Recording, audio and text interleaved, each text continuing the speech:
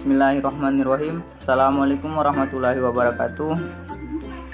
Perkenalkan, nama saya Septiawan dengan NIM Standbook C20120016 dari kelas A, Prodi S1 Manajemen, mahasiswa Universitas Tadulako. Video ini saya buat untuk memenuhi tugas mata kuliah kajian lingkungan hidup. Di sini saya akan menjelaskan mengenai proses daur ulang sampah.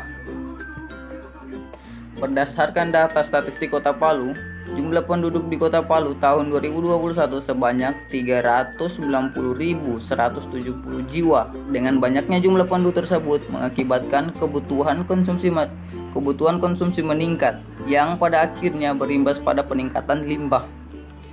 Sedangkan berdasarkan statistik Kota Palu, volume sampah yang dihasilkan masyarakat Kota Palu per jiwa sebanyak 71.200,3 ton per tahun. Dari jumlah volume sampah yang banyak tersebut, dan yang lebih memprihatinkannya lagi, dengan jumlah sebanyak itu, hanya sebagian kecil masyarakat di setiap daerah melakukan kegiatan daur ulang sampah agar memiliki nilai ekonomis. Sebagian besar hanya dibakar maupun dibuang ke TPA. Sebagaimana yang kita ketahui, sampah jika ditumpuk terus-menerus akan mengakibatkan masalah dan pencemaran bagi daerah sekitar. Pencemaran itu berupa pencemaran udara, pencemaran air, dan lain sebagainya. Setiap hari kita akan melakukan aktivitas yang kita lakukan ini tentunya akan menghasilkan sampah. Sampah yang kita hasilkan ini berbagai macam. Ada yang disebut sampah organik dan ada yang sampah anorganik. Sampah organik itu berupa sampah kertas, sisa-sisa makanan, daun-daunan, dan ranting. Sedangkan sampah anorganik adalah sampah yang berupa plastik, logam, kaca, dan lain-lain. Sampah apabila dibuang di tempat TPA terdekat dan dibiarkan menumpuk begitu saja akan mengakibatkan pencemaran dan membuat bau yang tidak sedap. Sampah apabila dibuang ke air akan mengakibatkan pencemaran air sehingga mengakibatkan ikan-ikan di sekitar pada mati.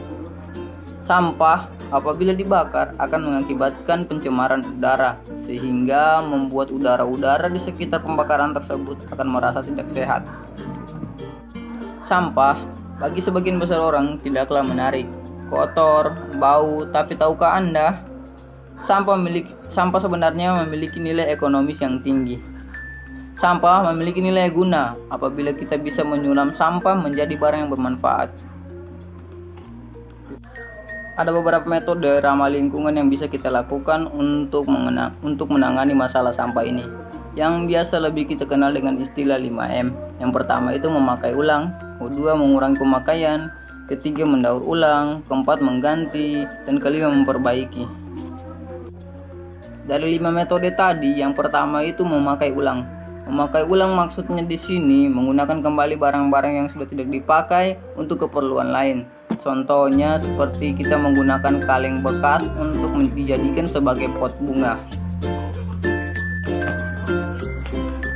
Kemudian yang kedua yaitu mengurangi pemakaian.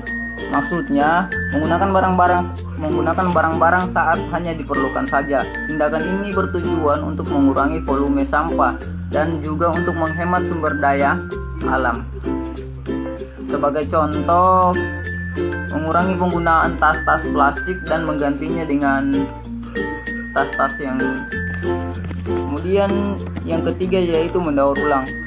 Mendaur ulang adalah mengelola barang-barang yang sudah tidak dipakai menjadi produk-produk yang bermanfaat.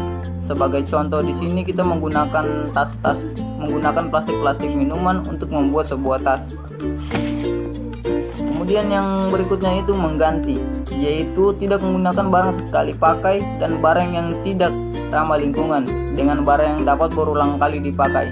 Contohnya di sini seperti mengganti tisu dengan sapu tangan, sehingga volume sampah di daerah-daerah sekitar akan terus menurun. Kemudian yang terakhir yaitu memperbaiki. Maksudnya di sini barang-barang yang sudah rusak atau yang sudah tidak bisa digunakan kembali kita perbaiki lagi, kemudian bisa kita gunakan lagi. Contohnya di sini memperbaiki sepatu yang rusak, karena dengan begitu kita tidak perlu membeli sepatu baru dan membuang sepatu lama menjadi sampah. sehingga volume-volume sampah di daerah-daerah sekitar terus menurun.